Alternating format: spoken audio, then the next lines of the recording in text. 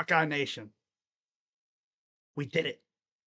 hmm Now, I had to take some time to settle down because I know you guys would have loved to see me come on here all wired up, but I had to chill out a little bit. Right? Because if I were to come on camera wired up like I was, I don't know what would have been coming out of my mouth. I would have been saying some crazy stuff. So I had to settle down. But Buckeye Nation, what's poppin'? Crazy Dog coming at you on the Buckin' Crazy YouTube channel with my Ohio State Buckeyes, Notre Dame Fighting Irish, 2025 College Football National Championship game recap. As the Ohio State Buckeyes went out there and they stressed me the hell out at the end, but they got the job done as they defeated the Notre Dame Fighting Irish by a final score of 24-23. And they won the national championship. Their first 12-team college football playoff era.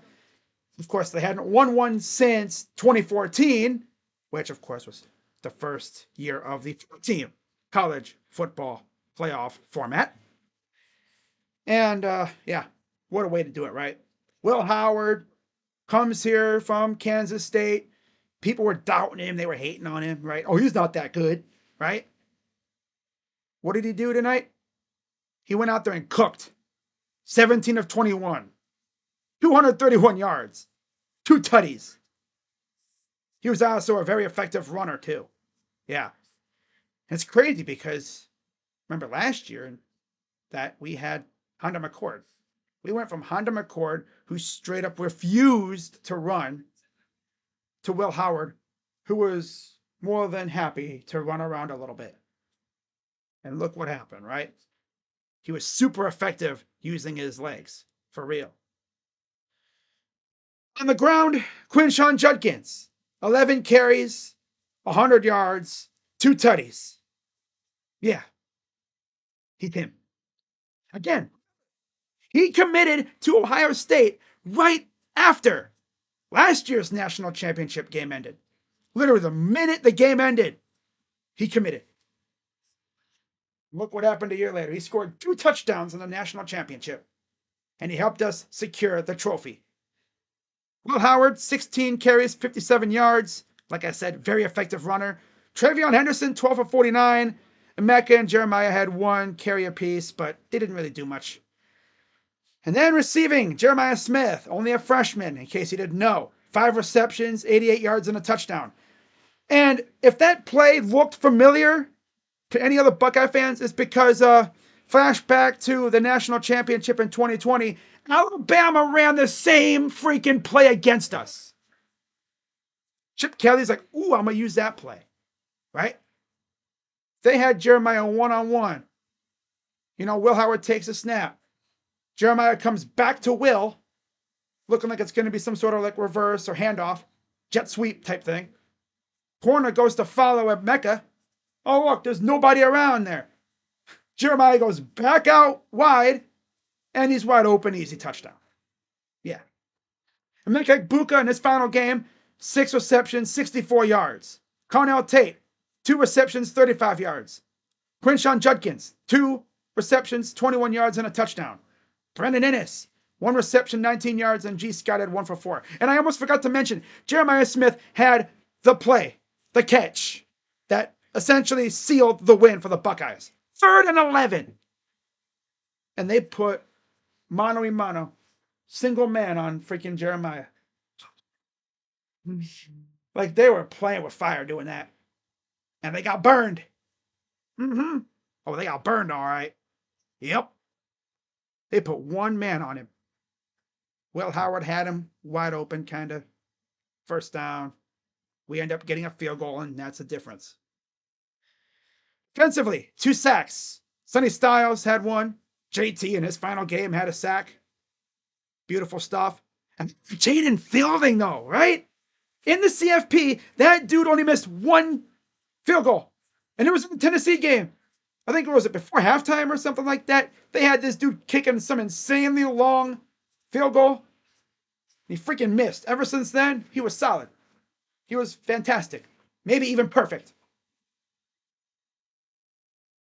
And how fitting. He scored the final points in the same place where Noah Ruggles missed that field goal that would have beat Georgia right as the new year began. So we essentially exercised that demon. It's almost like he was trying to do, right? Wow. Now, going through my, wow, can't believe it, bro. Oh my God, I can't believe we freaking did it. Wow. All right, post-game observations. Number one, Jeremiah Mother freaking Smith. He's him. He's him. He's a freshman. That's what he's going to do next year. Like, it's crazy. He's still a teenager. He's still a youngin'. And he's going to get better. Uh-huh. Number two, Will Howard is that dude. Oh, yeah. Yep. He made some plays with his legs and with his arm in that game that helped us win. Number three, defense locked in and stepped up when needed. Except for the end there where they seemingly went soft. They were essentially just trying to eat up clock at the end there. Made no sense. I mean, I would have went for the jugular, but that's just me. You know, I would have buried the Irish. They let the Irish come back in this game and make things unnecessarily stressful for me, but hey, they got the win. It is what it is, you know. You knew Notre Dame wasn't just going to lie down and die. They were going to keep fighting, and they did. That's a, testament to Marcus Freeman. It's his mentality. He ain't just going to lay down and die. If they would have had Brian Kelly, that team would have died at halftime. They would have had the backups in by fourth quarter. They would have just been eat up clock and get out of here. Nah, Marcus Freeman's like, no, we're not dead yet. There's still a game left. Let's keep fighting. Yeah. And then they played man coverage versus Jeremiah. Now, they were saying during the week that they were probably going to do that. And they did. And they paid the price for it. Freaking out golden. Damn. Fool's gold. Uh-huh. And then, of course, we are the freaking champ. And now that means the Big Ten has won back-to-back national titles. And if you ask me, I think ours is better because we faced more teams. We went through some pretty tough squads, too. Tennessee, obviously, ain't no slouch. They're very good, of course, right? We went through the number one team in the nation, Oregon, in the Rose Bowl. Belt to ass on them. We beat Texas, and then we beat Notre Dame. Right? But you lost to the team of Notre. And we don't have a little tiny pair of gold pants, but we have this big-ass trophy now. Oh, man. And now, as they say, there's only one thing left to do. Do it again. Again next year. Do it again next year. Back. Yeah. Start a damn dynasty. And it's crazy because before the college football playoff started, Buckeyes fans wanted Ryan Day thrown in the Olentangy in anger. Now, they might want to throw him in the Olentangy in celebration. But I love that squad. Think about all those dudes that came back for this. Travion, Jack, JT, Cody, Davison, Denzel, Lathan, everybody that came back, Travion, of course, most of the O-line, the entire front four on defense. I mean, all those dudes could have went pro. They could have been playing already. Some of them could have been playing this week. But they decided to go back to school to do this. And they did. And it'll be interesting to see if any of them decide to stick around to do it again. Because there are some underclassmen that can possibly stick. But man, if I'm a lot of those guys, I'm dipping to the NFL, especially in the secondary. That was the most aggravating part, man. The secondary, dude. The secondary goes soft all of a sudden. Damn. All of a sudden, they can't cover. And then when they try to, they can't stop grabbing and holding. Like, come on. Damn. Driving me through a freaking wall. Brother. Now, as far as my MVP goes for this game, on offense, I'm just going to put Will Howard. But I got to go Jeremiah Smith. The dude had the freaking catch that won us the damn game. Defensively, I don't even know if I want to have an MVP on defense. I said JT Tuimoloau because he had a sack.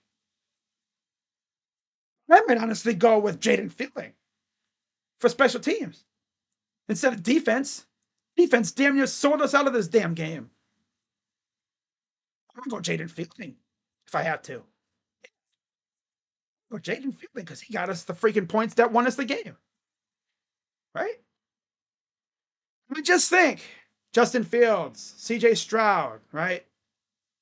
I mean, those two had some damn good teams around them, but they weren't able to accomplish this. Will Howard comes in from Kansas State. People were doubting him, you know. And then, what do you know? We win a freaking national title. Caleb Downs leaves Alabama to come here, the place he should have been all along, and he wins a national title. Seth McLaughlin. People were slandering the hell out of him for his snapping last year. He got a natty now.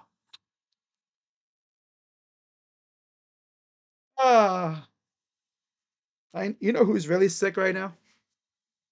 Lane Kiffin. Because,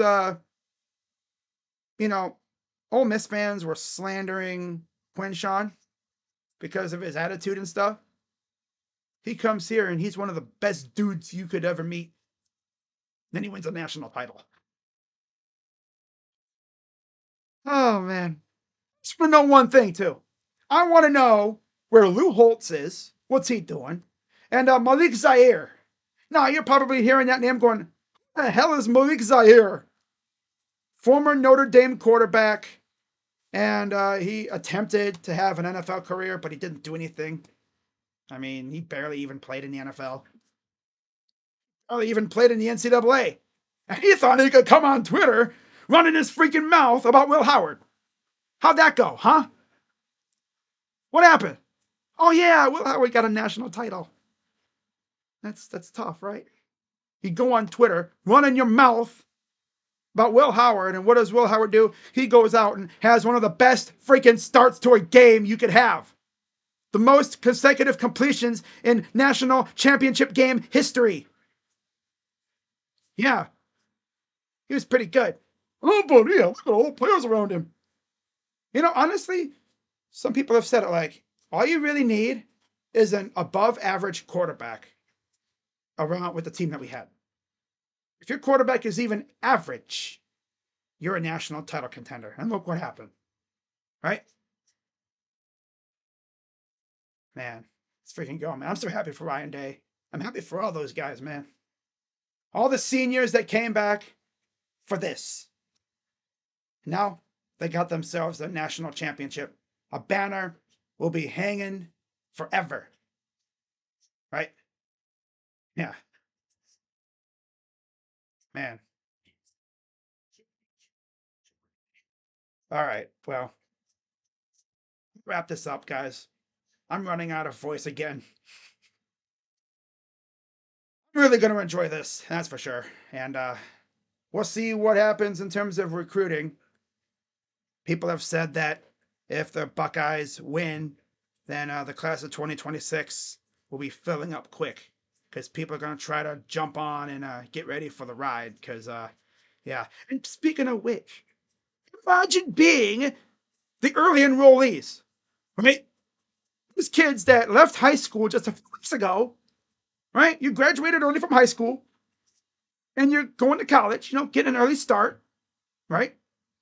You get to latch around, hang around, latch on to the ride pretty much onto the train. You get to go watch Ohio State win at home in the first ever, on campus college football playoff game.